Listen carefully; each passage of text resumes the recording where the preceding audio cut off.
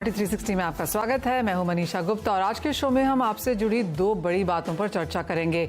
हमने देखा है कि यहां पर भावों में बढ़त देखने को मिली है। जहां तक तुअर के प्राइसेस हैं वहां पर चिंताएं बनती रही हैं और बाजार ने यहां पर इसके अलावा बफर स्टॉक से सप्लाई जो सरकार करने वाली है उसके ऊपर भी बात करेंगे। हमारे साथ असीम यहां पर जुड़ चुके हैं। असीम, सबसे पहले आपसे ही जानना चाहेंगे क्या फिलहाल यहां पर बाजार देख रहा है, क्या कुछ एक्सपेक्टेशंस हैं? देखिए, सरकार तूर के दाल का दाम को काबू में करने के लिए काफ़ी कोशिशें कर रही है। तूर के दाल के दाम की अगर मैं बात करूं तो इस बार प्रोडक्शन 15% के आसपास कम रहा है और दाम लगातार बढ़ रहे हैं।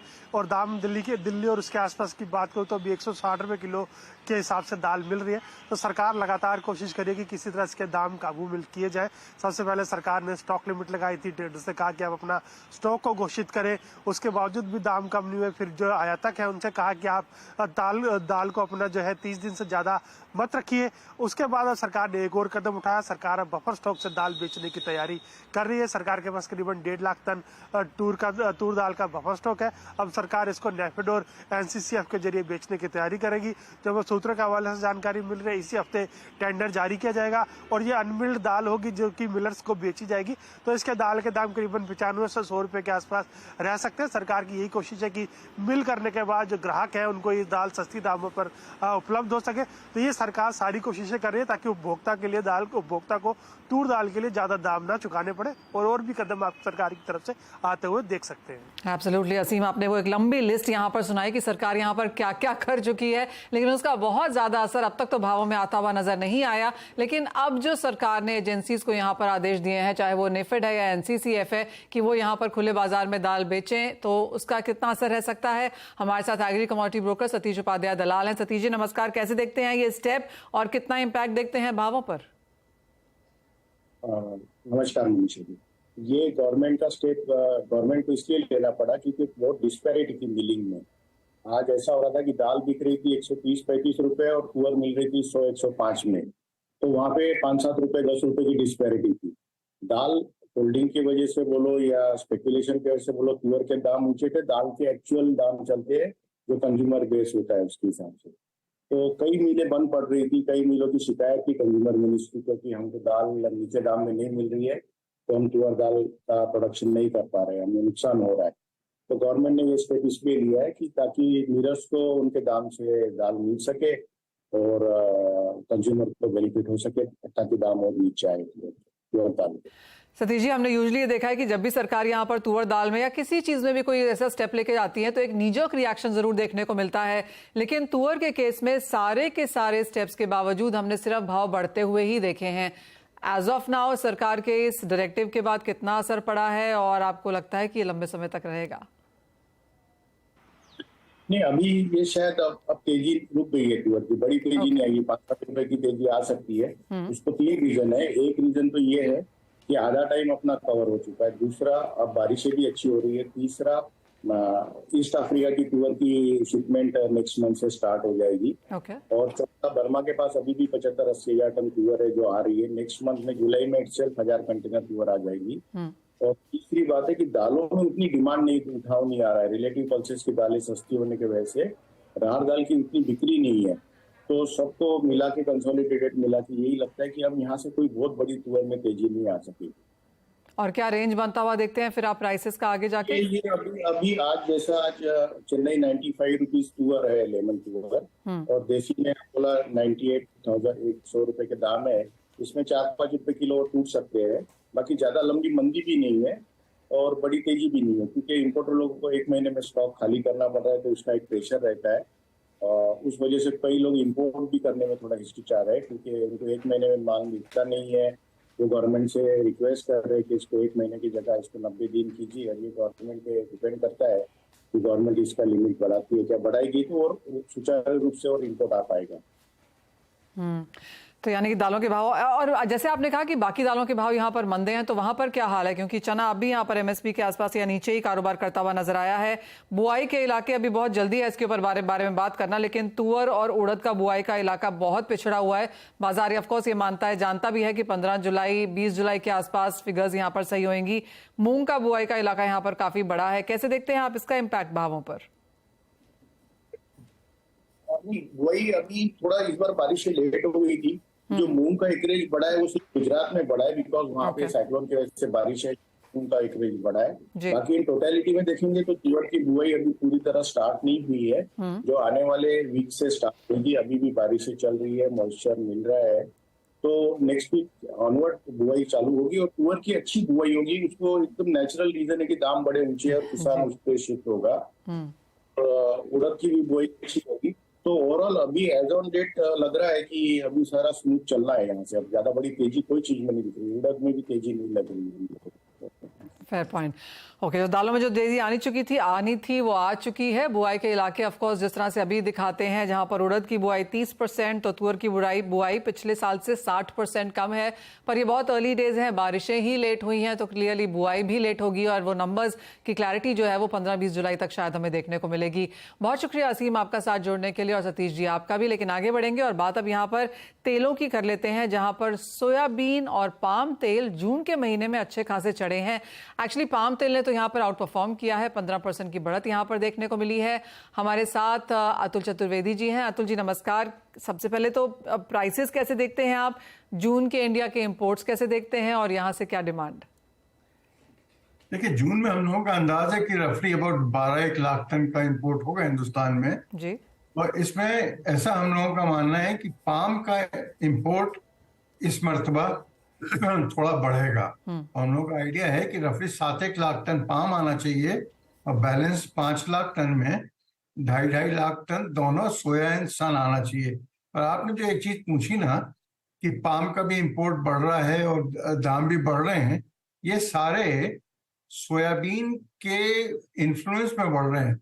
सोयाबीन का दाम जो अपना 900-950 की रेंज में आ गया था, वो आज CNF इंडिया 1050 की रेंज है और पाम जो है वो आज $900 CNF इंडिया है। तो चूंकि $150 का जो आर्बिट्राज है, इससे पाम की डेफिनेटली डिमांड बढ़ेगी और सोया की घटेगी, क्योंकि सोया अगर कॉम्पीट करता है सनफ्लावर से, सनफ्लावर आज भी $950 की रेंज में है। तो मैं समझता हूँ ग्रेजुअली सोया सनफ्लावर को मार्केट शेयर दे रहा है और पाम अपना मार्केट शेयर वापस ले रहा है, क्योंकि अब प्राइस डिफरेंस बिल्कुल वाजिब हो गया जो पहले हुआ करता था नॉर्मल कोर्स में। आप जैसे ये चार्ट पे देख सकते हैं, मई में 17% की गिरावट थी पाम में और जून में 15% का इजाफा देखने को मिला है। कोई फोरकास्ट जो आप जुलाई के लिए करना चाहेंगे अतुल जी? नहीं, मैं समझता हूँ सोयाबीन तेल जो है it is losing market share. तो सोयाबीन को बहुत ज्यादा बढ़ने की जगह नहीं है और अगर सोयाबीन नहीं बढ़ेगा तो मैं समझता हूँ और भी जो तेल है उनको भी बढ़ने की कोई बहुत ज्यादा जगह नहीं है। मार्केट्स रेंज बाउंड है विद अ स्लाइटली लोअर बायस। एक बात अच्छी है कि जुलाई आने से थोड़ी डिमांड और सुधरती है। डिमांड वैसे भी बाजार नीचे धोने से सुधरी हुई है और फेस्टिवल सीजन चालू होगा तो थोड़ी बहुत डिमांड में और इजाफा होगा, बट कोई बाजार भाग जाए ऐसा नहीं दिखाई देता। जो दो चीजें हम ट्रैक करते हैं, चीनी और तेल, वो दोनों ही सरकार को की नींद नहीं हराम कर रही है। दाल अलग बात है। आई थिंक सरकार की नींद जो हराम करेगी वो शायद प्याज और टमाटर करेंगे अतुल जी आगे जाके। आई नो आप उनको नहीं देखते हैं, लेकिन जिस तरह से 100 रुपए किलो टमाटर फिलहाल हैं, आई थिंक वो एक हेडलाइन अलग से चल रही है यहाँ पर बाजार में। ओके, एक फाइनल सवाल। आपने ऑफकोर्स डिमांड की बात करी और मैं एक डिटेल में जानना चाहती थी कि अगर हम 12 लाख टन की बात यहाँ पर जून के लिए कर रहे हैं, तो आगे जाकर अगर फेस्टिवल सीजन्स हैं और बारिशें हैं, खाने के तेल ज़्यादा यूज़ होते हैं फ्राइड चीज़ों में वगैरह में, तो आगे जाके जुलाई अगस्त का कोई रुझान जो आप यूजुअली साइक्लिकल वे में देखते हो? मोर और लेस यही लेवल ऑफ इंपोर्ट रहना चाहिए। एंड सेकेंडली अपना खुद का जो प्रोडक्शन है वो भी काफी है। आज मस्टर्ड है या कॉटन है, राइस ब्रांड सबसे ज्यादा आज की तारीख में पैदा हो रहा है और राइस ब्रांड का बाजार बहुत ज्यादा कंपेटिटिव भी है। Rice brand oil, crude rice brand oil 75 रुपए का बिक रहा है, रिफाइंड एंड 92-93 का रिफाइंड। सो ये सब बाजार जो है ना, ये बाजारों को एक तरफा भागने नहीं देंगे और बाजारों को दबा के रखेंगे। मैं समझता हूँ मोरलेस इंपोर्ट का लेवल यही रहना चाहिए, इससे ज्यादा कोई बाजार भाग नहीं जाए और ना ही ज्यादा इंपोर्ट हो। क्योंकि आपने चीनी की बात करी तो एक सवाल वहां पे भी ले लेते हैं बिफोर हम आपको जाने दें। और मुझे याद है जब हम इंटरनेशनल ब्रोकर से बात कर रहे थे, उनका कहना था कि चीनी के भाव सपोर्टेड लगते हैं, फंड्स इंटरेस्ट है, 28-29 भी जाए तो कोई बड़ी बात नहीं है, लेकिन 26-27 सेंट्स के बीच में यहाँ पर कारोबार है। अभी तो मल्टी वीक लोज पे भी यहाँ पे चलता हुआ नजर आया है। जिस तरह की ISO की रिपोर्ट्स हैं, ब्राजील में बारिशें अच्छी हैं, हार्वेस्ट मतलब मौसम वहां पर बेहतर होने की उम्मीद है आगे जाकर। कैसे देखते हैं आप overall sugar as a trend? तो देखिए, इंटरनेशनली जहां तक अगर बात करें तो ब्राजील में क्रॉप तो बहुत बढ़िया थी। आपसे हमारी बात भी हुई थी कि 600 मिलियन टन के ऊपर क्रॉप है, बट उस पीरियड में दे वर फेसिंग लॉजिस्टिकल प्रॉब्लम्स, क्योंकि इस मरतबा सोयाबीन की भी क्रॉप ब्राजील की बहुत जबरदस्त थी, 156 मिलियन टन के आसपास। तो सोया और शुगर दोनों ही कॉम्पीट कर रही थी शिपिंग स्पेस के लिए। तो उससे इंटरनेशनली मार्केट में उतना ज्यादा माल जो पहुंचना चाहिए था ब्राजील का, वो पहुंच नहीं रहा था। इससे बाजार स्पाइक थे और आप देखिए व्हाइट शुगर के दाम अनाप शनाप हो गए थे। अब जैसे जैसे वहां का मौसम सुधरा और शिपिंग ईज हुई है, तो अब देखिए बाजार काफी ज्यादा दब भी गए हैं। इनफैक्ट अब ऊपर के लेवल से काफी नीचे आ चुका है। और जहां तक हिंदुस्तान का सवाल है, हिंदुस्तान में तो इंटरनेशनली कुछ भी होता रहे, हिंदुस्तान में it doesn't mirror in India, क्योंकि हिंदुस्तान इज इंसुलेटेड और जरूरत से ज्यादा इंसुलेटेड है। तो इंटरनेशनली कुछ भी होता रहे, तेज हो जाए बाजार या नरम हो जाए, हिंदुस्तान की मार्केट अपनी ही चाल पे चलेंगे, क्योंकि यहाँ जरूरत से ज्यादा हम लोगों का इट्स अ कंट्रोल्ड मार्केट। जी हाँ। जैसे आपने वो वर्ड यूज किया, जी हाँ, काफी सारी कमोडिटीज में अनअप शटअप टाइप ऑफ मूवमेंट है और उसके बारे में हम यहाँ पर बात भी करेंगे। लेकिन अतुल जी बहुत शुक्रिया। फाइनेंस के प्रियंक उपाध्याय। प्रियंक, आपसे जानना चाहेंगे आपकी टॉप पिक्स आज के बाजार में कहाँ है? Good evening Manisha ji. आज हमारे पिक बुलियन कॉम्प्लेक्स से रहेगी। गोल्ड में हमने देखा है कि काफी बेरिश अंडरटोन के साथ गोल्ड के प्राइसेस ट्रेड कर रहे हैं। तो यहाँ पे सेल की रणनीति रहेगी।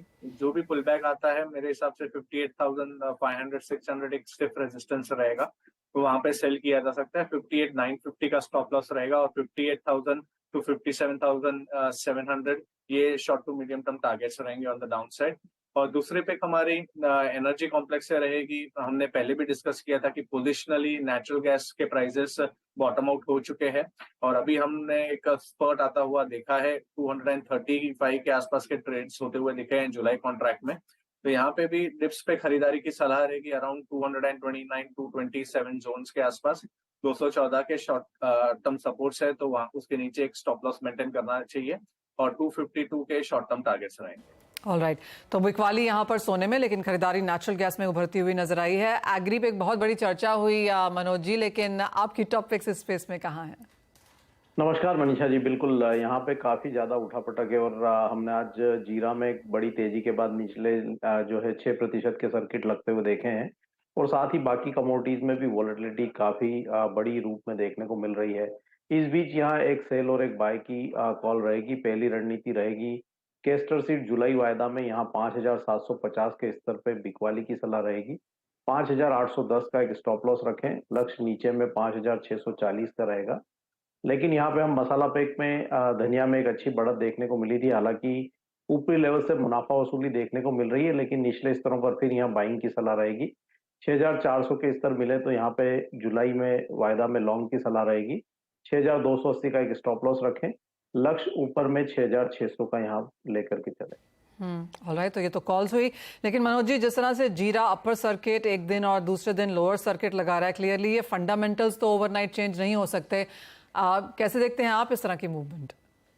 नहीं, फंडामेंटल्स यहाँ पे जीरा के काफी मजबूत थे, लेकिन अभी जो पिछले 3 दिन में जो रैली देखी थी ओवर द वीकेंड, जो रशिया में पॉलिटिकल क्राइसिस जो डेवलप हुआ था उसके चलते हमने कल यहाँ पे ऊपरी सर्किट लगते हुए देखे थे, लेकिन ऊपरी लेवल्स पर फिर एक बार यहाँ मुनाफा वसूली आती हुई नजर आई है। साथ ही यहाँ पे जो पीयर कंट्रीज है उनकी भी ऑफरिंग लोअर रेट्स पर इंटरनेशनल मार्केट में आती हुई नजर आई है, जिसका असर एक बार यहाँ कीमतों पर पड़ता हुआ नजर आया है।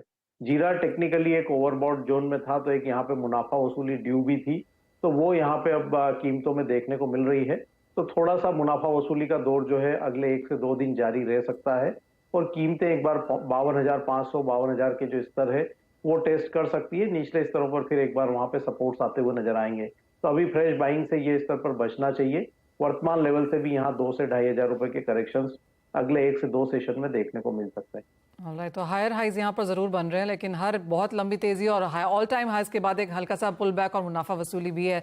मनोज जी, एक क्विक वर्ड गुआर पर, जहां पर बारिशों के बाद हमने देखा था मुनाफा वसूली, कल कुछ खरीदारी थी, आज जिस तरह का ट्रेंड है, क्या करेंगे? ग्वार में भी वही एक दायरे का मार्केट में देखने को मिल रहा है। हम निचले स्तरों पर 5,100 के आसपास सपोर्ट देखते हैं, वहीं ऊपरी लेवल्स पर 5,500 के पार जो है ग्वार निकल नहीं पा रहा है।